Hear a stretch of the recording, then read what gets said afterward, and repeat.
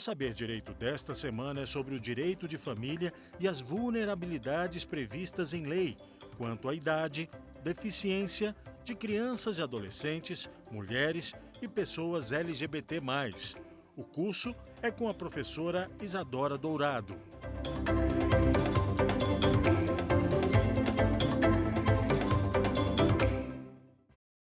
Olá, meu nome é Isadora Dourado, eu sou advogada de famílias e professora nessa mesma área. Hoje, nós estamos trabalhando aqui no programa Saber Direito sobre direito das famílias e a proteção e promoção de pessoas que estão em situação de vulnerabilidade. Nessa aula, nós vamos trabalhar especificamente sobre mulheres que estão em situação de vulnerabilidade diante de uma situação de violência doméstica ou familiar que aconteceu consigo.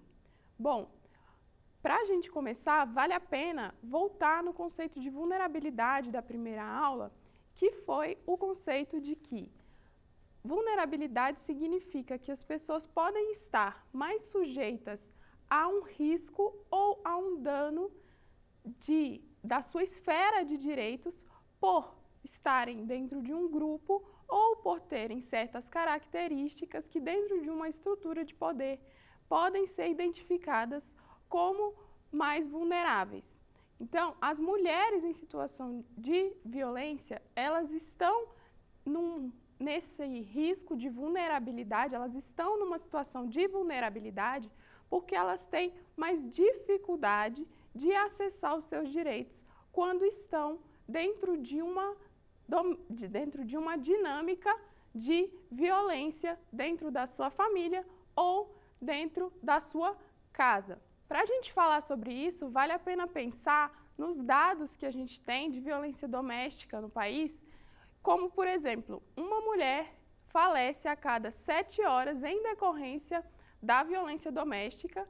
Além disso, a gente tem uma média de 500 mulheres agredidas por hora no país, sendo que 75% desse número acontece em relações de afeto, em relações de intimidade, em relações dentro das famílias.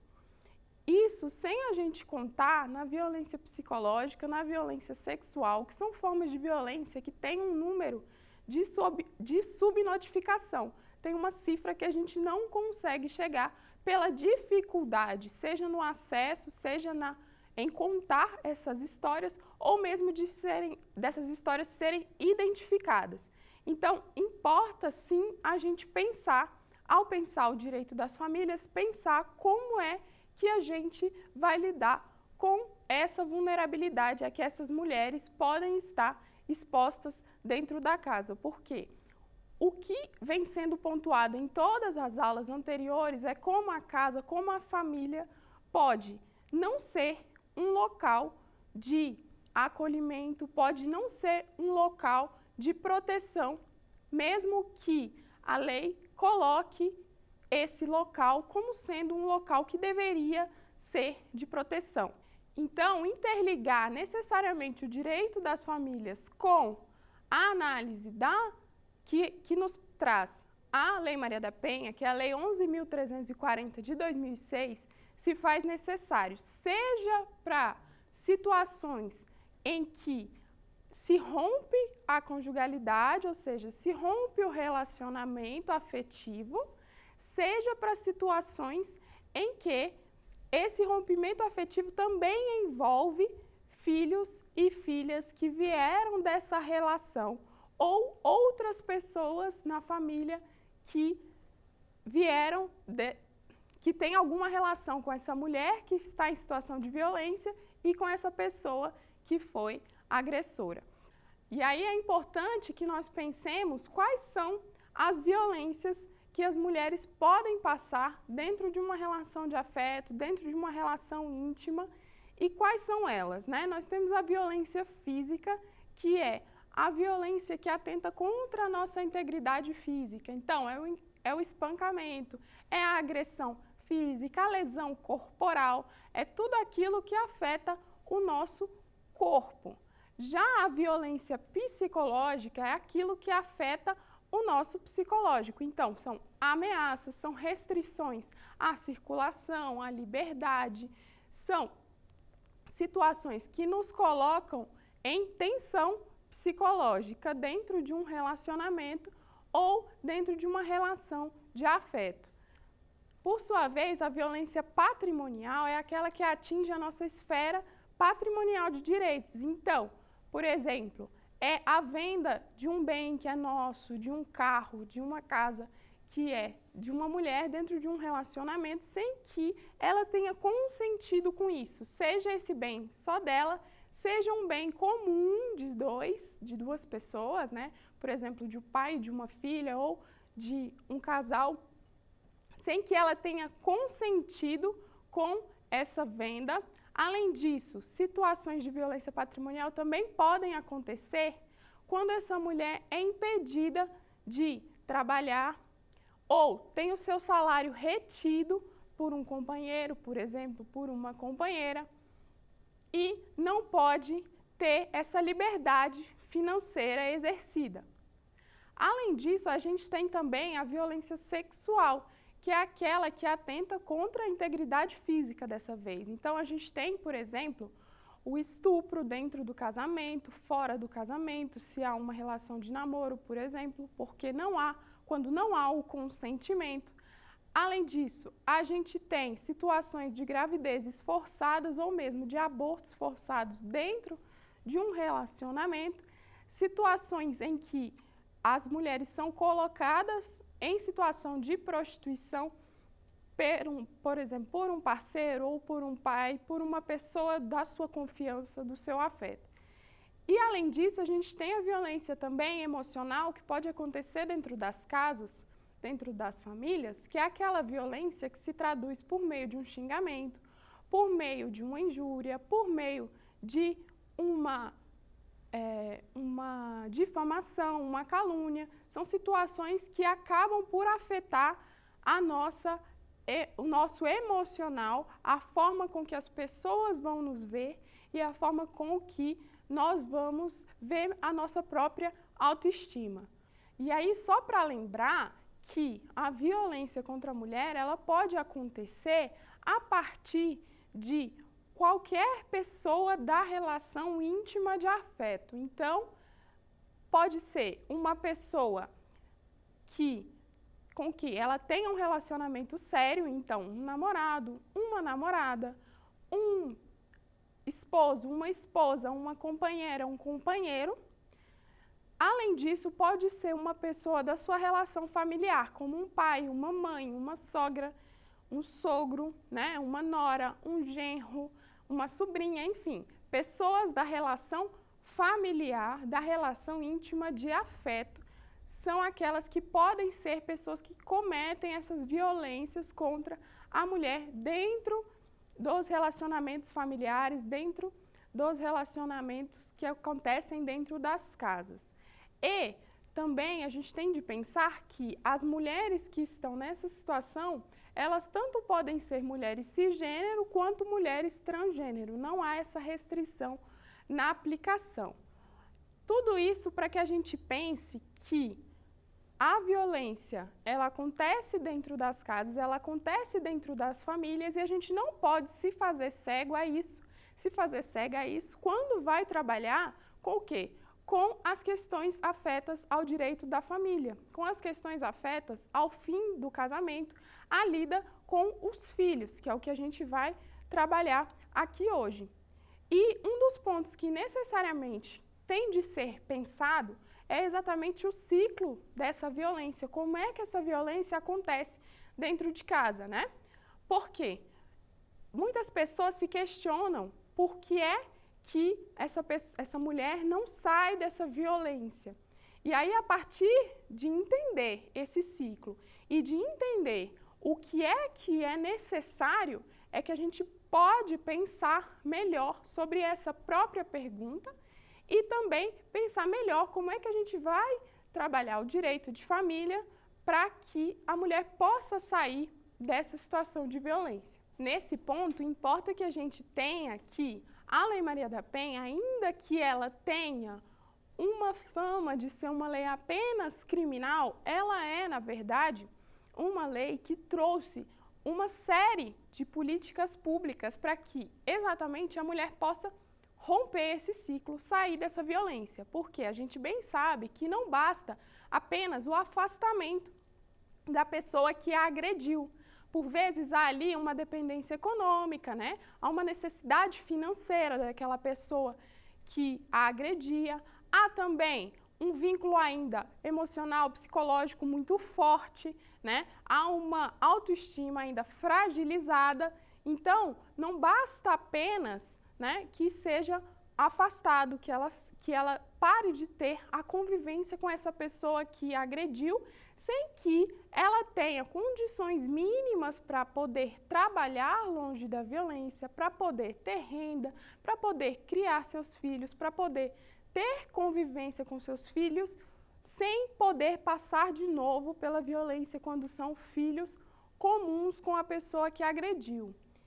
Então, não basta apenas uma medida pontual, uma medida criminal de afastamento, né, dessa pessoa agressora, para que a situação de violência deixe de acontecer. Quase sempre não basta só isso, é necessário muito mais, é necessário um acompanhamento dessa situação para que ela possa ser superada.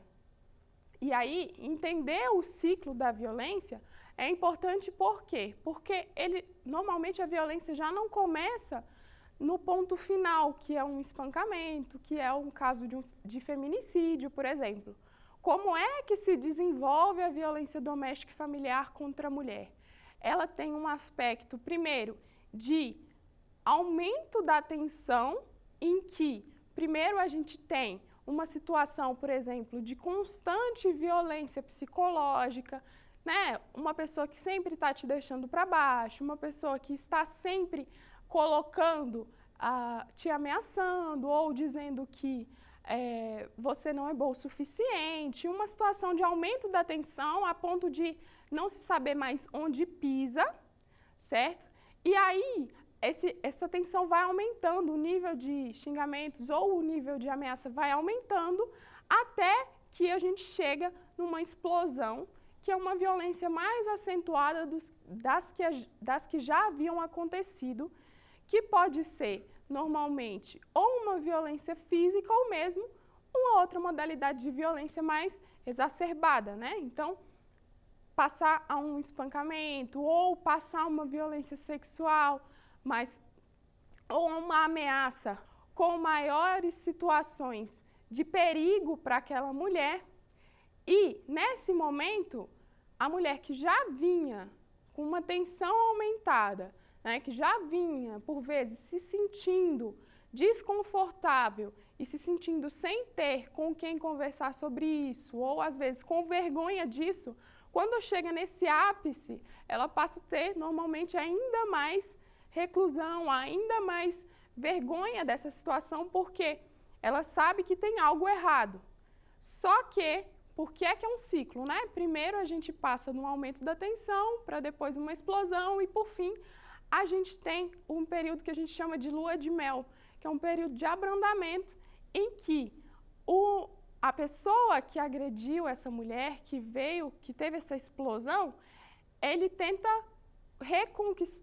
tenta reconquistar essa mulher num sentido de dizer que vai mudar, que foi só uma vez, enfim.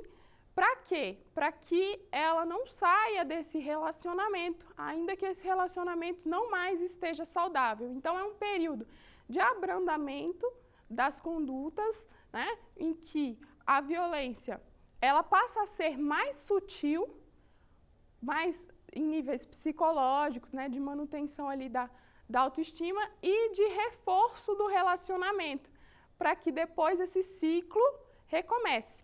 E por que é importante a gente pensar o ciclo da violência quando a gente está lidando com demandas de mulheres em situação de violência na vara das famílias, com demandas de divórcio, com demandas de alimentos, com demandas relativas, né, ao casamento, relativas à vida dos filhos? Porque esse ciclo da violência ele se faz presente E saber lidar com ele, saber lidar com esses períodos de aumento da tensão, explosão, abrandamento, é importante para que a gente possa lidar também com as demandas judiciais dessas mulheres, com as demandas dessas mulheres dentro das famílias, cientes de que esse ciclo existe e que o momento em que ela está afeta a forma com que vai ser lidado, com que o problema vai ser lidado ali naquele momento. Então, a violência contra a mulher, dentro das famílias, ela importa sim para as demandas de direito de família, para como a gente vai analisar o divórcio, como a gente vai analisar os alimentos, como a gente vai analisar toda a vida dessa mulher quando ela decide romper com esse relacionamento dentro, né, do direito de família. Porque senão a gente corre o risco, primeiro, de ter uma contradição dentro do próprio sistema jurídico, porque ao mesmo tempo em que a gente tem uma proteção dentro, né, do juizado de violência doméstica, uma proteção, uma medida protetiva dessa mulher, em relação à violência, uma questão resolvida ali ou em vias de se resolver no ponto criminal, a gente pode estar ressubmetendo essa mulher a uma nova violência através do direito de família, que pode permitir, por exemplo, uma quebra dessa medida protetiva. Então, em termos de contradição do sistema, é importante que a gente trabalhe, sim, com a perspectiva da violência, com a forma de lidar com mulheres em situação de violência, quando a gente lida com o direito de famílias.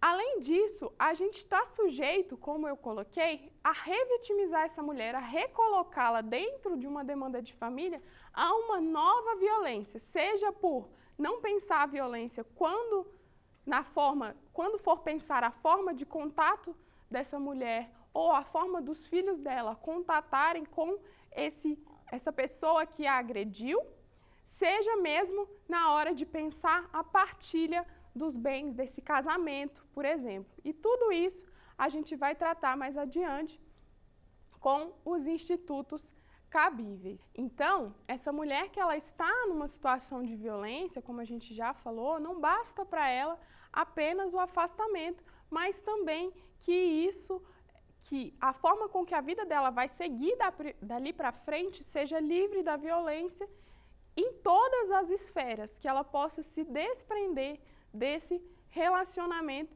em todas as suas esferas de vida, inclusive dentro das famílias.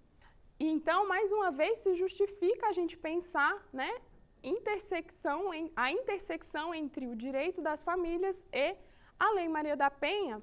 Por quê?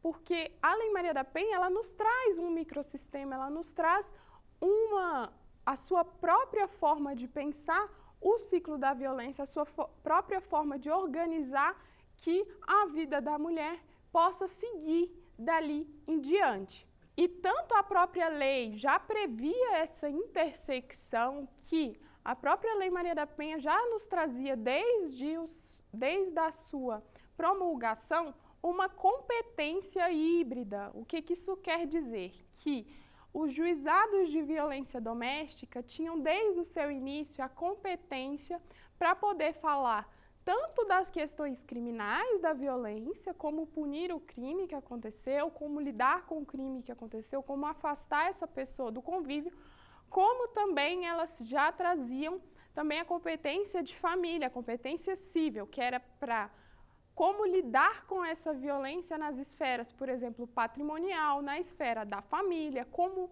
afastar essa mulher do convívio com essa pessoa que não mais lhe faz bem, dentro das questões relativas aos filhos, dentro das questões relativas ao fim do casamento.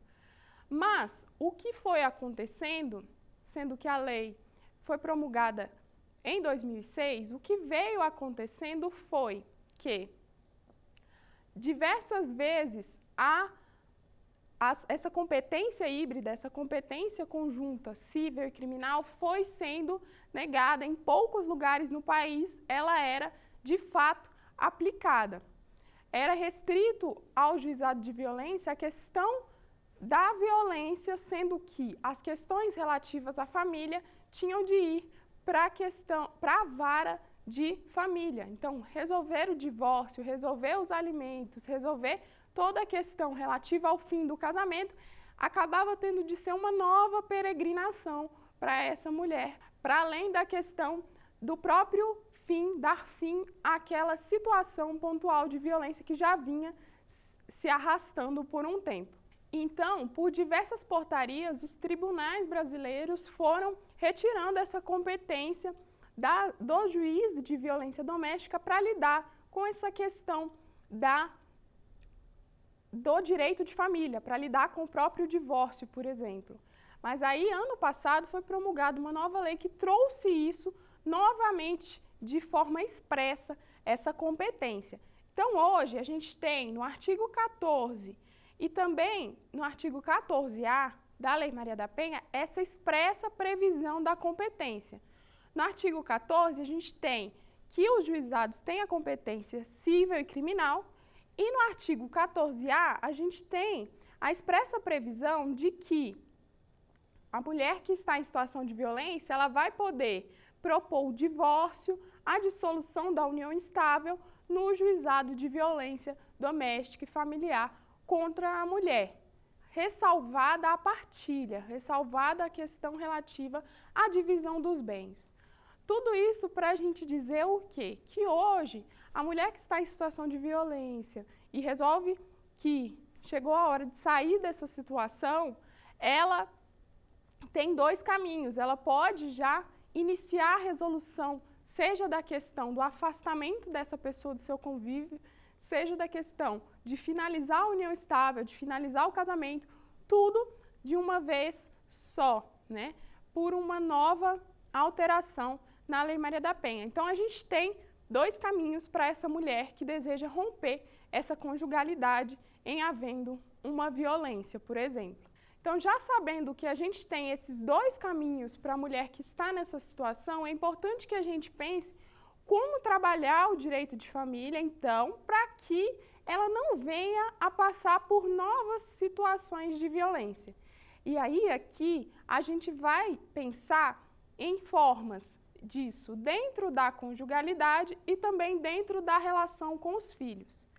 Sim, a violência contra a mulher, ela pode acontecer para além da relação conjugal. Então, como a gente já falou lá no início, pode existir uma violência contra a mulher que aconteça na relação filial, então de pai para com filha, de mãe para com filha. Mas o nosso foco aqui hoje vai ser muito mais em pensar as questões relativas ao fim da conjugalidade, em havendo violência doméstica. Então, o divórcio, a dissolução da união estável, havendo violência doméstica, e também as questões relativas aos filhos, havendo uma violência doméstica e familiar contra essa mãe. Esse vai ser o nosso foco hoje. Então, quando do fim da conjugalidade, a gente tem ali a possibilidade do divórcio, a possibilidade da dissolução da união estável, que são direitos que essa mulher tem de finalizar essa relação, certo? Só que a gente tem que pensar como assegurar que essa violência não volte a acontecer, que as formas de violência não voltem a acontecer quanto a essa mulher, quando do fim dessa conjugalidade, quando ela decide romper essa conjugalidade.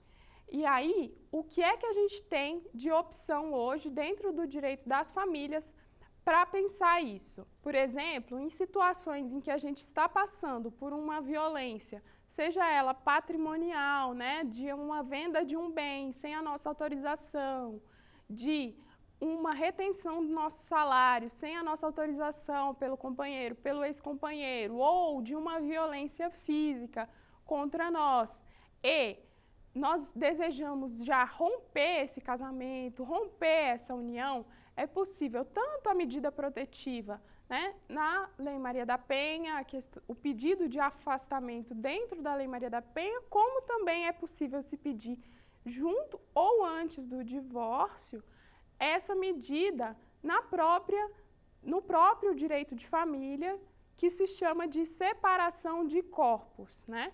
A separação de corpos, ela está no 1562 do Código Civil e ela é uma medida que já existe no ordenamento há um tempo, mesmo antes da Lei Maria da Penha. As diferenças é que essa medida, ela tem um tempo de análise e um tempo de processamento, de citação, de comunicação da parte contrária, muito maior do que a medida protetiva. Então, hoje, ela não se faz tão rápida quanto a medida protetiva na maioria dos locais.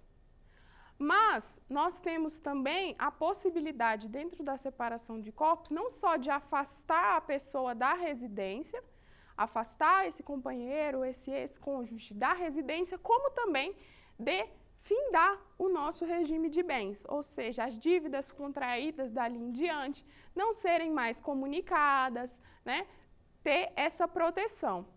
Outras possibilidades também, já nesse momento do divórcio, nesse momento da dissolução de união estável, para prevenir essa violência, para proteger essa mulher de não sofrer mais violência, especialmente na questão patrimonial, especialmente relativa às questões do patrimônio que foi construído durante o casamento, das casas, dos veículos, enfim, da renda que foi adquirida durante o casamento. Outra possibilidade são medidas cautelares, medidas liminares, que são as antecipações de tutela no próprio processo de divórcio, no próprio processo de dissolução de união estável, para, por exemplo, proibir a venda de bens comuns, para proibir que bens móveis sejam movimentados, por exemplo, veículos sejam vendidos, proibir também que as contas correntes comuns, conta poupança comum,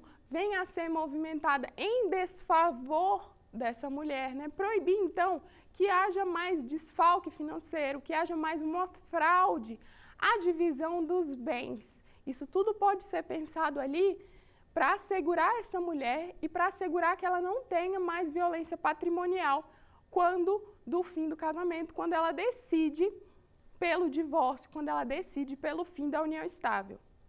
Além disso, se ao longo da relação foi uma relação que houve um impedimento para o trabalho, que se caracterizou também na forma de uma violência contra aquela mulher e, naquele momento do divórcio, se ela decide pelo fim da união, decide pelo divórcio, é possível também que seja pleiteado a ela alimentos, a pensão alimentícia, né?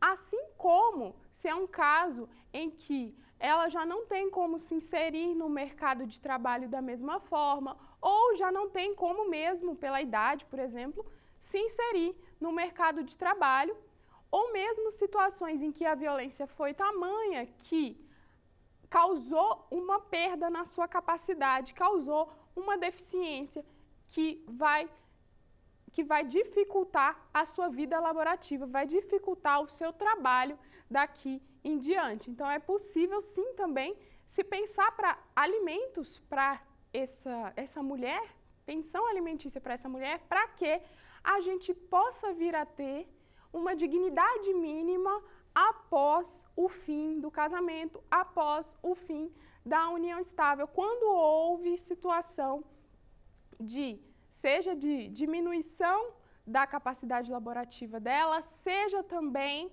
de situação que a colocou numa dificuldade para o trabalho durante o casamento, durante essa união.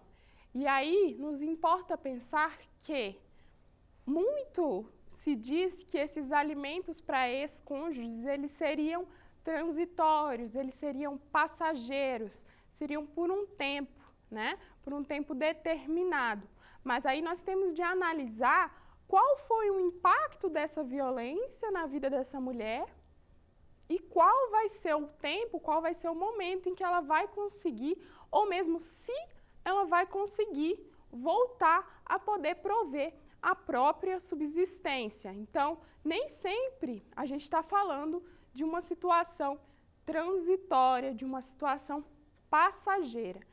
Então, a gente pensar tanto essa questão da separação de corpos, das antecipações de tutela, como também os alimentos, essa pensão alimentícia, são formas de pensar institutos que já existem que podem propiciar essa mulher que está em situação de violência uma possibilidade de vida futura livre dessa violência, provendo o mínimo, garantindo os seus direitos dentro do casamento e também provendo o mínimo para que ela possa, dali em diante, ter a sua subsistência garantida. E como a gente já conversou nas aulas anteriores, os alimentos têm esse papel principal de garantir a subsistência e, através dela, poder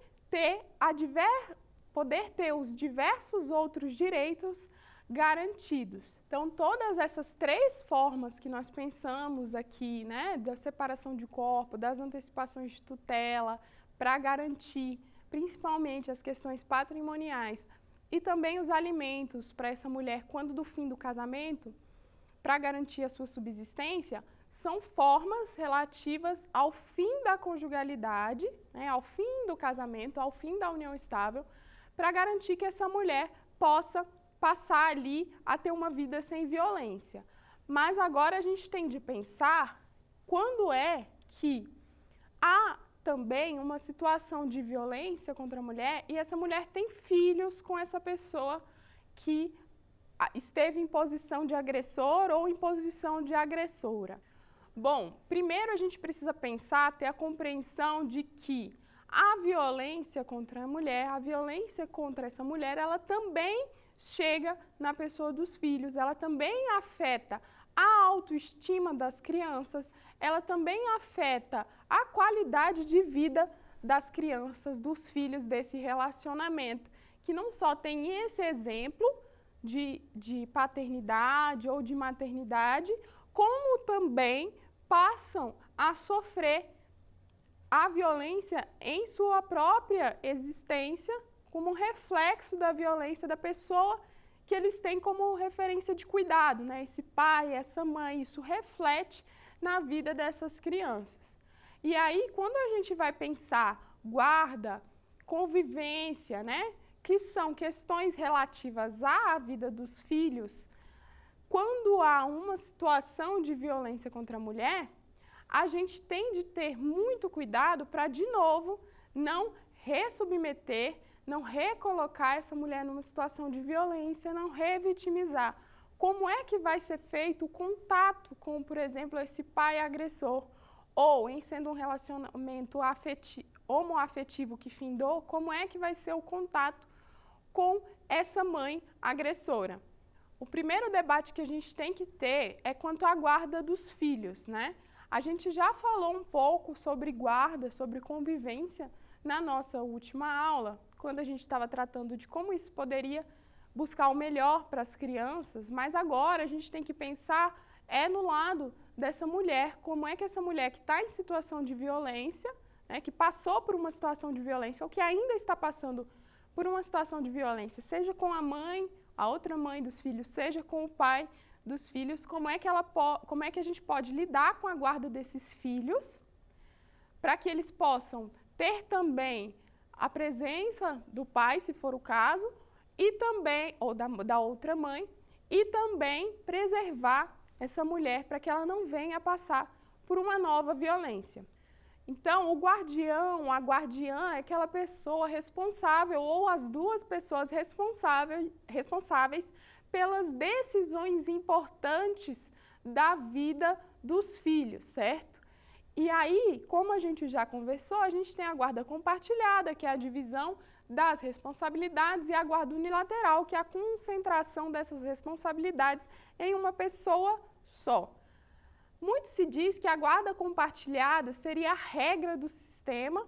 Por quê? Porque a gente tem o artigo 1584 e também o artigo 1586, que dizem o quê? O 1584 nos diz o seguinte, todos os dois estão no Código Civil. 1584, a guarda unilateral ou compartilhada poderá ser, 2, decretada pelo juiz em atenção a necessidades específicas do filho ou em razão da distribuição de tempo necessário ao convívio deste com o pai e com a mãe. Então, a guarda, ela tende a observar, mais uma vez, o melhor interesse daquela criança e para que ela não seja colocada numa situação de risco, de vulnerabilidade. Ok. E aí, quando a gente tem aqui no 1584, o parágrafo 2º, que nos diz o seguinte: quando não houver acordo entre a mãe e o pai, e aqui interpretado também, quanto a mãe e a mãe, quanto ao pai e o pai, mas aqui nos importa na questão da mulher, né? Então, quanto a mãe ou a mãe, ou quanto a mãe e o pai. Então, quando não houver acordo entre essas duas pessoas, quanto à guarda do filho, encontrando-se ambos os genitores aptos a exercer o poder familiar, será aplicada a guarda compartilhada, salvo se um dos genitores declarar ao magistrado que não deseja a guarda do menor.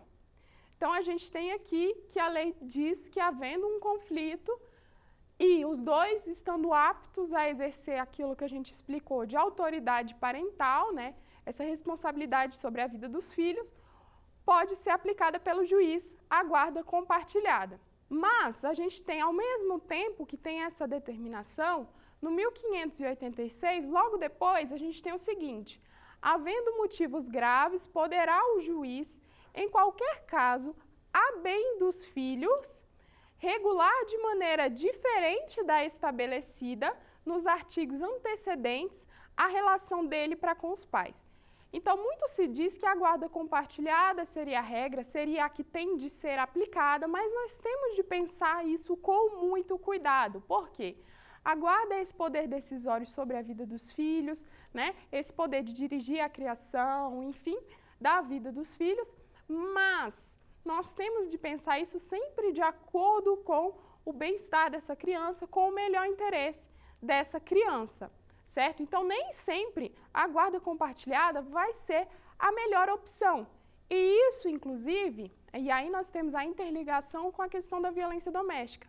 Isso, inclusive, em situações de violência doméstica. A guarda compartilhada, ela não se faz recomendada, seja porque a gente pode estar submetendo essa criança a passar por novas situações de violência indiretamente através do relacionamento entre os pais, seja também porque não há um bom diálogo e nem tem como haver um bom diálogo com uma pessoa que passou por uma violência e com a outra pessoa que praticou essa violência dentro da casa, essa violência dentro da família, certo? Exigir isso, principalmente das mães, dessas mulheres, mães em situação de violência, que elas tenham essa guarda compartilhada, é lhes colocar novamente em situação de vulnerabilidade, é lhes colocar novamente em situação de contato com essa pessoa, com essa mãe, com essa outra mãe, com esse outro pai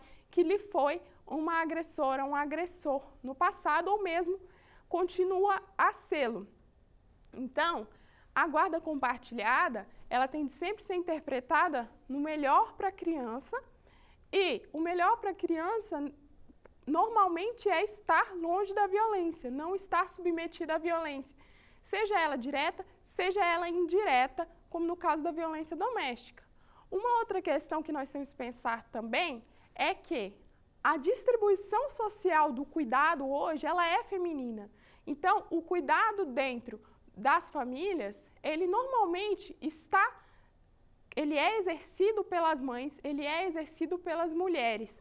São elas que cuidam das crianças, que cuidam das pessoas idosas dentro das famílias, com o seu tempo e com os seus recursos normalmente, como inclusive a gente já falou das mães solo.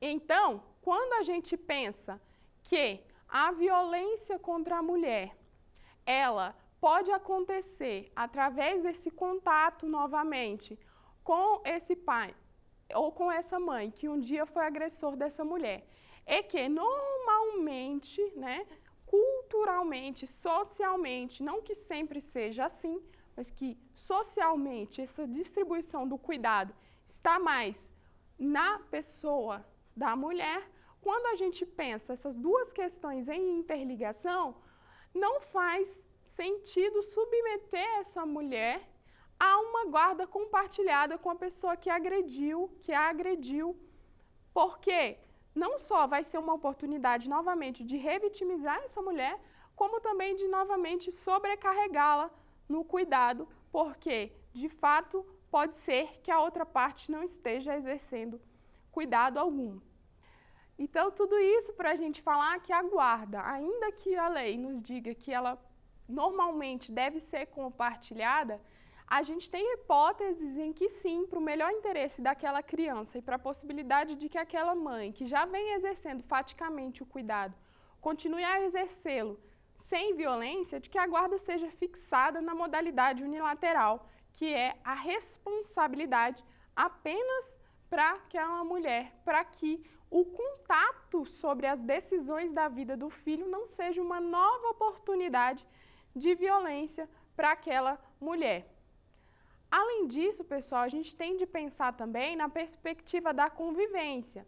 Na aula passada, a gente diferenciou guarda e convivência. Vamos fazer uma breve reflexão aqui novamente, que a guarda é essa questão da decisão sobre a vida dos filhos e a convivência é a questão diária, da lida diária com os filhos, né? De dividir a rotina dos filhos ao longo da semana, ao longo dos feriados, ao longo das férias, como é que vai ser com um pai, com uma mãe, ou então com a outra mãe, enfim, para que a criança possa conviver com ambos ou com ambas, né? Então, nesse momento da convivência, esse momento que é chamado das visitas, a gente também tem de pensar como é que vai lidar com isso, sendo que aquela mulher já passou por uma situação de violência ou continua a passar por uma situação de violência com esse pai ou com essa outra mãe, né?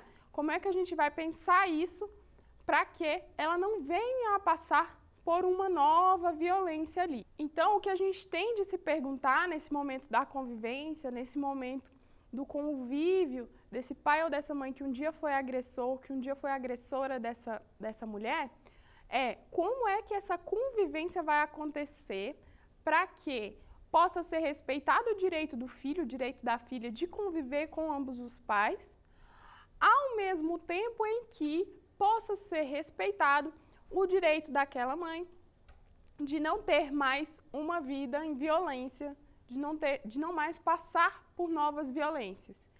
E aí, quais são as possibilidades que a gente tem hoje, né? É a de um convívio ser intermediado, então haver uma pessoa da convivência dessa mulher, uma pessoa do contato dessa mulher, né, mais próximo, alguém da família dela, uma avó, uma tia, uma amiga, que vai intermediar esse momento em que a criança, que o filho vai sair de uma casa e vai para outra casa, vai fazer essa troca, né? Ou também isso ser intermediado através do conselho tutelar.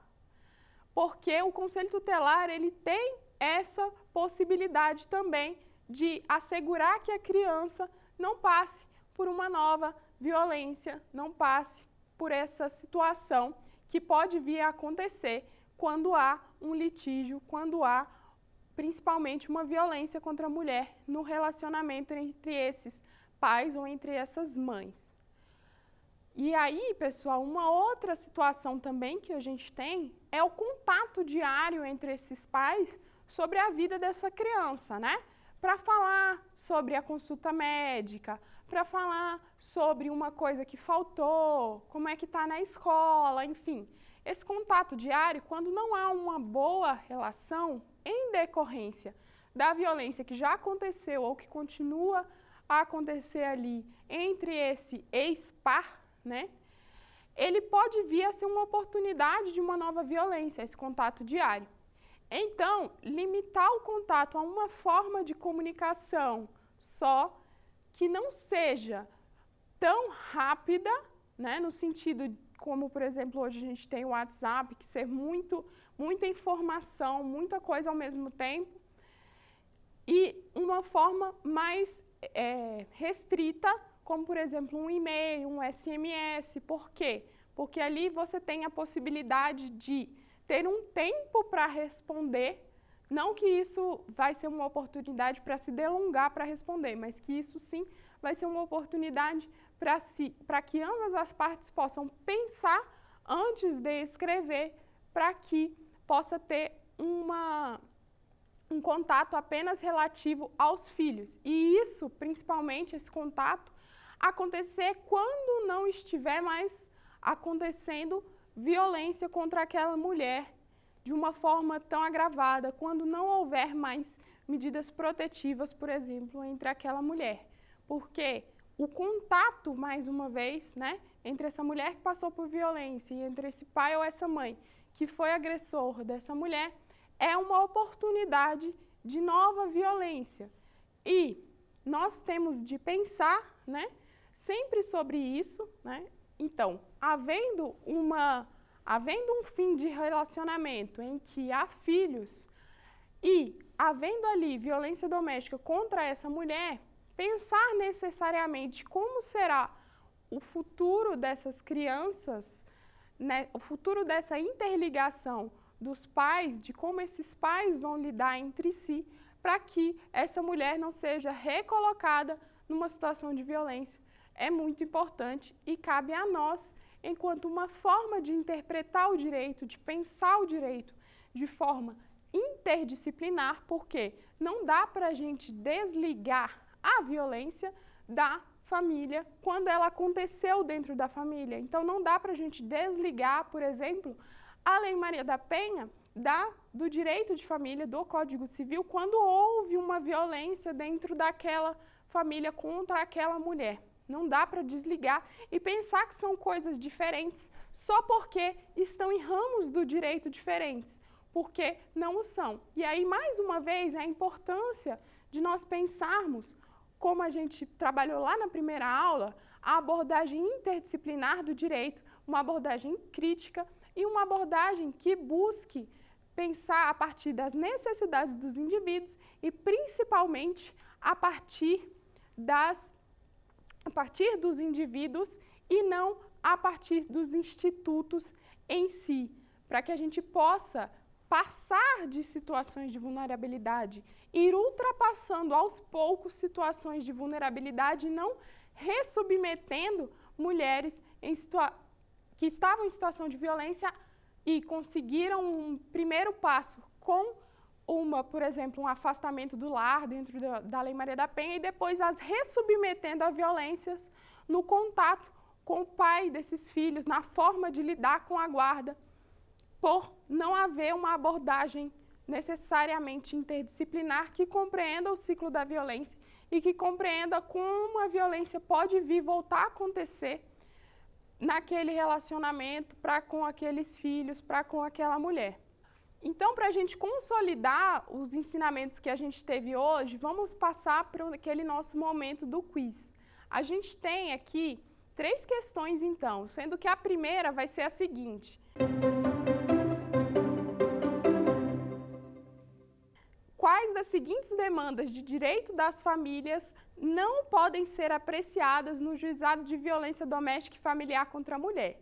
Na nossa letra A gente tem guarda e convivência com os filhos, na nossa letra B, alimentos, na letra C, divórcio e na letra D, partilha. Então, a nossa resposta correta é a letra D, partilha. Lembrem lá que no 14A, parágrafo 1º da Lei Maria da Penha, a gente tem expressamente que a partilha, a divisão dos bens, vai ser feita necessariamente na vara de família.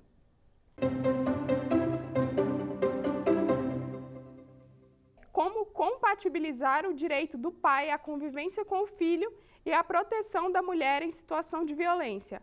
Letra A, o direito da mulher de não sofrer violência tem de ser prejudicado. Letra B, através de uma interposta pessoa de confiança, como familiares ou conselheiro tutelar. Letra C, o direito do filho tem de ser prejudicado. Letra D, nenhuma das anteriores. A nossa resposta é a letra B. Então, a gente compatibiliza o direito do pai à convivência com o filho e a proteção da mulher em situação de violência através de uma interposta pessoa de confiança, de familiares, de conselheiro tutelar, que podem intermediar essa relação, podem intermediar esse momento do convívio. A nossa terceira e última questão é: quais dos seguintes fatores podem não recomendar o exercício da guarda compartilhada? Nossa letra A é violência praticada pelo pai contra a mãe do filho. Nossa letra B, falta de diálogo entre os genitores. Letra C, moradia em cidades diferentes e distantes. Letra D, todas as anteriores. A nossa resposta é a letra D, todas as anteriores, porque todos esses fatores podem não recomendar o exercício da guarda compartilhada. Na nossa próxima aula, a gente vai trabalhar sobre pessoas LGBTI+, e vulnerabilidade dentro do direito das famílias. Como é que a gente pode trabalhar o direito das famílias para que essas vulnerabilidades sejam ultrapassadas?